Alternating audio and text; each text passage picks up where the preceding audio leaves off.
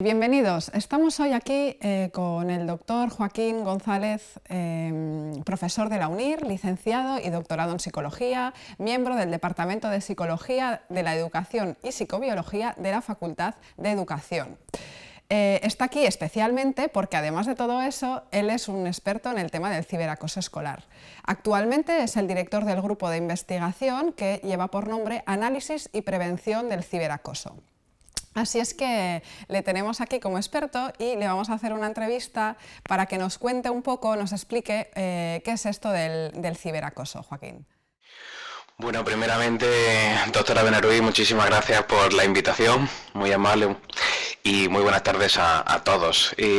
Bueno, pues el fenómeno del ciberacoso es un fenómeno poliédrico, complejo, de relativa actualidad. A partir del año 2000 es cuando empieza a florecer este concepto y toma probablemente su mayor protagonismo a partir del 2010.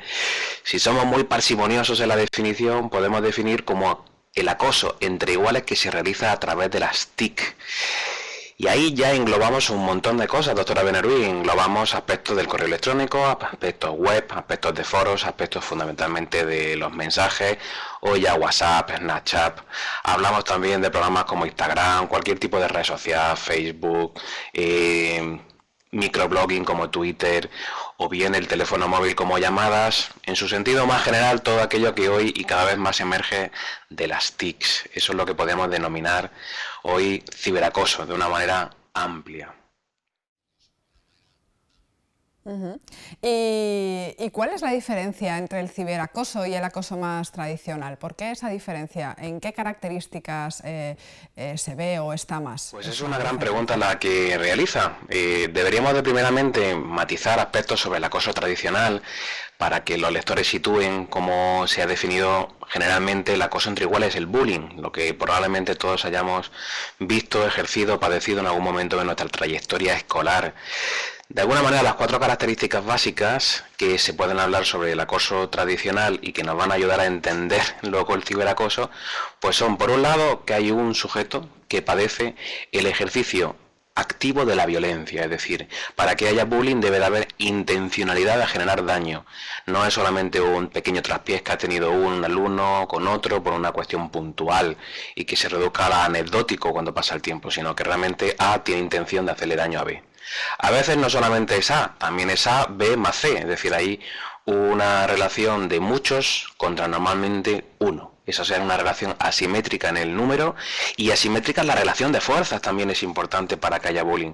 Alguien debe de ser, ya sea una persona socialmente más importante en la clase, una persona más fuerte, una persona más violenta, debe de ocupar una posición de asimetría. Y por supuesto debe de ser algo mantenido en el tiempo. Esas características de acoso, por así decirlo, tradicional, vienen a complementarse con aspectos que pasan en el ciberbullying y que lo hacen distinto y, si me permite, cualitativamente más pernicioso que el acoso. Por ejemplo, pensad, a través del ciberbullying se produce anonimato, mientras que a través del bullying siempre la relación es face to face, es cara a cara. Siempre hemos sabido que era el agresor, Pedro, Luis, Juan. Eso es un aspecto muy importante. Los perfiles anónimos hacen que haya un anonimato que aumenta generalmente la emisión de conducta violenta.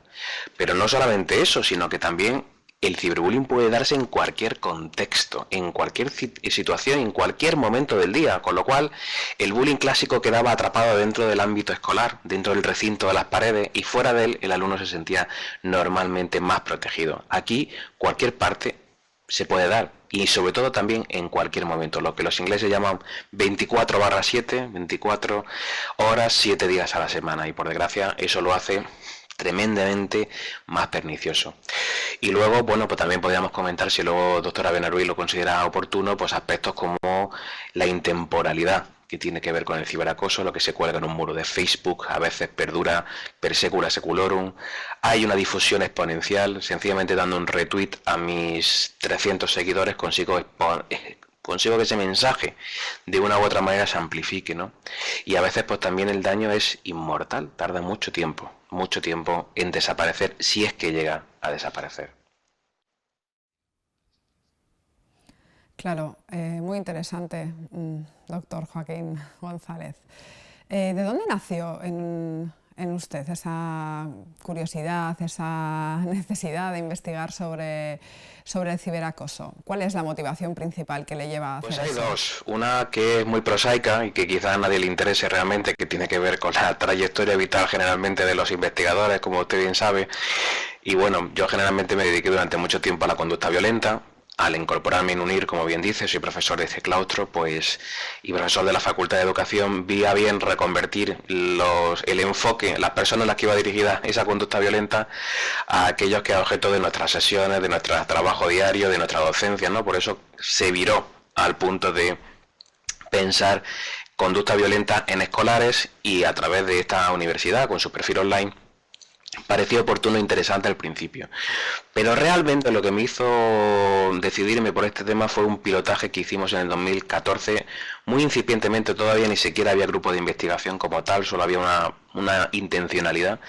Y en ese estudio piloto pues pude aterrizar en un centro asturiano, en un centro relativamente bueno, en tanto y cuanto su director hablaba de que no había problemas de convivencia, de que aquello era un remanso de paz, y pude de una manera cualitativa y cuantitativa pues vivir el proceso por distintas circunstancias y vi sobre todo el empaque y cómo sobrevenía a las personas que sufrían la cibervictimización de una manera muy cercana, muy tremenda en lo que ellos relataban, y me pareció que era un motivo interesante al que dedicarle el tiempo, sobre todo por el sufrimiento que generalmente genera. A mí me gusta decir, y creo que es muy intuitivo, pensar que no solo el ciberacoso, sino el acoso es el único problema educativo que cuesta vidas humanas. Hay muchos que cuestan sufrimiento, pero probablemente este sea el único que llega a captar vidas humanas, que normalmente, como ya bien saben ustedes, lo vemos de vez en cuando, Dios gracias, a través del suicidio de algún niño, etcétera. Pues todo ello tiene un entramado detrás, y en parte, pues bueno, me pude acercar y me quise quedar. Lo que podamos como grupo, querida doctora Benarúi, hacer, pues será nuestra gotita de agua en el mar, nuestro granito de arena en el desierto.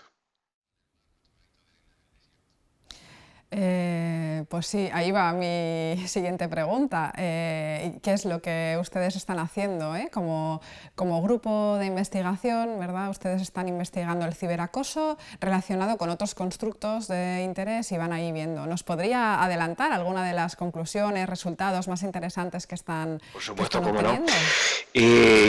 Bueno, hay que decir que nos estamos acercando. Como ya alguien ha podido hilar, la cronología del grupo es muy incipiente, ¿vale? Saltamos del 2014, estamos en el 2016. En materia de publicaciones, eso hace que, bueno, todavía sea corto en el tiempo poder hablar, pero sí que ya tenemos algunas cuestiones dentro de este mundo de la investigación, con algunos constructos que tienen que ver con el ciberacoso, pero que todavía directamente no se acercan a él. Dos de esos constructos han sido la inteligencia emocional en contextos online. Hemos sido pues, los primeros que han intentado construir una herramienta que hable sobre las capacidades de gestión emocional de los adolescentes cuando trabajan en contextos que podríamos decir online, en red, usando internet, y cómo gestionan aspectos de carácter pues, de resolución de problemas, de gestión emocional, de reparación, etcétera, ¿no? Y ello lo asociamos para generar validez convergente con la herramienta con un cuestionario sobre ciberacoso. Y el motivo, doctora Benarúi, fue el siguiente, porque la literatura generalmente no encontraba relación entre inteligencia emocional y ciberacoso. Y nosotros partimos de la idea de que probablemente fuera porque la inteligencia emocional es un constructo que tiene que ver con la vida off-life, tiene que ver con la vida que está en el vis a vis, en el día a día, en lo cotidiano. Sí que se relaciona muy bien con el bullying tradicional, pero no encontraban los autores relación con el ciberacoso. Nosotros fuimos los primeros que, aunque fueran correlaciones moderadas, sí que encontramos que empezaba a existir una relación entre las puntuaciones en esas dimensiones y el ciberacoso.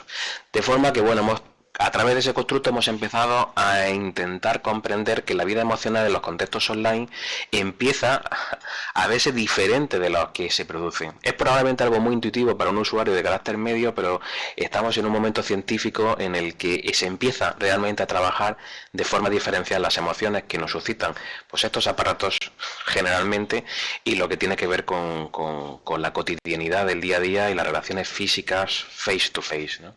Eso es una parte. En otra, como bien sabe usted, también hemos realizado una adaptación de un cuestionario sobre nomofobia, que para los más profanos que ese término les suene pues poquito, viene a ser un tipo de ansiedad fóbica, pero muy específica, que tiene que ver con el miedo casi irracional y patológico a digregarse o a separarse de la personalidad virtual, de la identidad virtual de un sujeto, ¿no? Aspecto que muchos de los que probablemente nos oigan cuando ven su Facebook 15 veces al día, o su Twitter 20 veces al día, o su correo electrónico muchas veces al día, o actualicen su página web, etcétera, pues tengan que ver con este constructo. Y ya por último, por centrarme, pues también hemos estado viendo o hemos intentado de forma original relacionar o conocer cuál es el perfil psicofisiológico de estrés en función de los perfiles de ciberacoso. Esa probablemente sea nuestra contribución, nuestro paper más importante, y lo que hemos querido ver es cómo cibervíctimas, ciberagresores, cibervíctimas, agresores y ciberobservadores tienen por así decirlo, unos perfiles tanto psicológicos como fisiológicos, medidos sobre todo con una hormona, que es la hormona del cortisol, pues diferentes. Entendemos que fruto de esa relación mantenida en el tiempo, o ya sea en el ejercicio de la violencia o en el padecimiento de la violencia, y cuál ha sido su frecuencia, ¿no?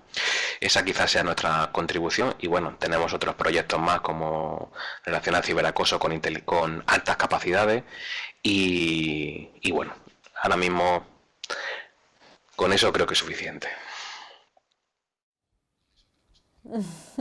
Muy interesante. Seguro que sacan ustedes conclusiones fantásticas y que van a aportar muchísimo al ciberacoso, acabar de entenderlo. Ya para terminar, y muy brevemente, si puede ser, doctor González, en un minutillo o dos, ¿qué le podría usted decir a un profesional de la orientación familiar que se encontrara con un caso de ciberacoso o de acoso? ¿Cómo podría acompañar a las familias o a los padres que tienen eso en casa? Bueno, realmente quizá el mejor consejo, si tengo un minuto y medio, es abrazar quizá alguna de las grandes guías que hay para ello. Inteco tiene interesantes guías tanto para padres como para profesores. También Pantallas Amigas tiene guías para ello. ¿Por qué? Porque el problema es muy complejo y quizá aunque caigamos en un tópico, el análisis individual del caso es tremendamente importante.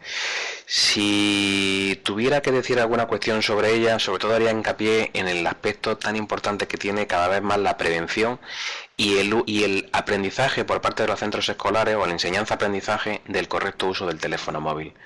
Probablemente sean dos elementos que cada vez van a ir más en aumento, porque a veces no debemos dejar de pensar que tenemos un smartphone, que es una herramienta muy potente en manos de niños de 12-13 años, y que en muchas ocasiones la gestión de esa herramienta es lo que nos suponen numerosos problemas.